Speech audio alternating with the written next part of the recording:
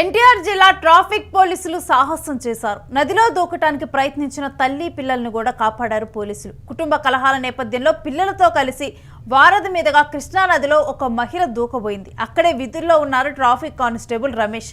ఇక వెంటనే కూడా ఆ మహిళని పిల్లలను గమనించినటువంటి రమేష్ కూడా ఆ మహిళను పిల్లల్ని కూడా కాపాడారు. మహిళకు కౌన్సిలింగ్ ఇచ్చి భవానీపురం పోలీసులకైతే అప్పచెప్పారు. ఇక అప్రమత్తంగా ట్రాఫిక్ కానిస్టేబుల్ రమేష్ ఉండటం కూడా ఒక కుటుంబాన్నే కాపాడిందని చెప్పాలి. ఒక మహిళ తన పిల్లలతో కలిసి కుటుంబ కలహాల నేపథ్యంలో కూడా ఆ పిల్లలను కూడా నీళ్ళలోకి తోసి తాను కూడా ఆత్మహత్య చేసుకునేందుకైతే రావటము, ఆ వారధి మీదుగా కృష్ణా నదిలో దూకుపోయింది ఆ మహిళ. ఈ పరిస్థితిని చూసినటువంటి రమేష్ కూడా వెంటనే స్పందించి సకాలంలో కూడా ఆ మహిళని పిల్లల్ని కూడా కాపాడారు. ఈ అంశానికి సంబంధించిన డీటెయిల్స్ మా ప్రతినిధి వెంకట్ అందిస్తారు. వెంకట్, కానిస్టేబుల్ అప్రమత్తంగా ఉండటంతో ఇప్పుడు ఒక మహిళా పిల్లలు వీళ్ళిద్దరు కూడా రక్షించబడ్డారు. అసలు ఏంటి డీటెయిల్స్ వీళ్ళకి సంబంధించి? రేణు, గత కొన్నాళ్ళు కూడా విజయవాడలో ఇటువంటి ఘటనలు ఎక్కువగా జరుగుతున్నాయి. కొంతమంది బందర కాలంలో, మరి కొంతమంది బకింగ్హామ్ కాలంలో, కొంతమంది కృష్ణా నదిలో వారధి దగ్గర, కృష్ణా నదికి వరదలు భారీగా వచ్చిన సమయంలో ప్రకాశం బ్యారేజ్ దగ్గర, అలాగే కొన్ని చోట్ల ఈ తరహా ఘటనలు అంటే కుటుంబ కలహాలతో కానీ, లేదంటే ప్రేమ వ్యవహారాలతో కానీ, వ్యక్తిగత వ్యవహారాలు, అప్పులు, ఇవన్నీ కూడా కొంత ఇబ్బంది పెడుతూ ఉన్నాయి. ఈ నేపథ్యంలో కొంతమంది ఇలా కృష్ణా నదిలో దూకి ఆత్మహత్య చేసుకునే ప్రయత్నాలు చేయడం ఇవన్నీ కూడా జరుగుతాయి. ఇటీవల కాలంలో బందర్ కాలంలో కూడా ఇటువంటి ఘటనలు చోటు చేసుకున్నాయి.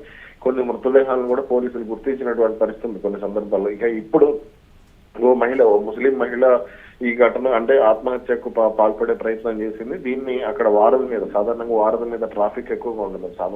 అంటే ఉదయం, మధ్యాహ్నం, సాయంత్రం అనేది కాకుండా అక్కడ ట్రాఫిక్ ఎక్కువగా ఉంటుంది. ఆ సమయంలో అంటే ఇక్కడ విఐపీల తాకిడి కూడా ఎక్కువగా ఉంటుంది. అంటే వారధి మీద నుంచి విజయవాడలోకి రావాలంటే గుంటూరు జిల్లా నుంచి, అమరావతి నుంచి వచ్చేవాళ్ళు కానీ, లేదా గుంటూరు నుంచి వచ్చేవాళ్ళు కానీ, వీళ్ళందరూ కూడా వారధి మీద వస్తూ ఉంటారు, వారధి మీద వెళ్తూ ఉంటారు. దీంతో పోలీసులు కూడా ఈ విఐపీలకు ఇబ్బంది లేకుండా ఉండేందుకు ఎక్కడికక్కడ పోలీస్ కానిస్టేబుల్స్ ను నియమించడం జరిగింది. వాళ్ళకి కొంత ఎండకి ఉపశమనం కలిగించే విధంగా కూడా కొంత చర్యలు అయితే చేపట్టారు. ఈ నేపథ్యంలోనే అక్కడ ప్రతి 100 మీటర్లకు 50 మీటర్లకి ఇలా పోలీసులు అయితే పెట్టింది. ఈ నేపథ్యంలోనే అక్కడ ట్రాఫిక్ విధులు నిర్వహిస్తున్నటువంటి ఒక కానిస్టేబుల్ మహిళను, పిల్లల్ని కాపాడినట్టుగా తెలుస్తుంది.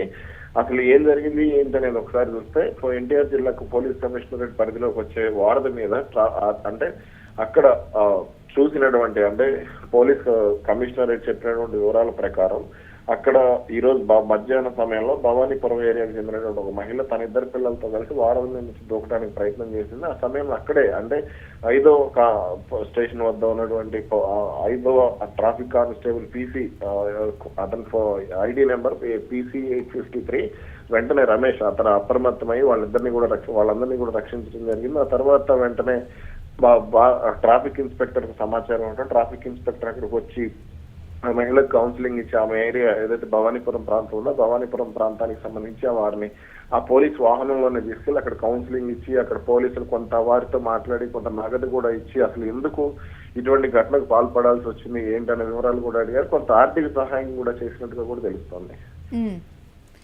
Right, thanks for the details Venkat.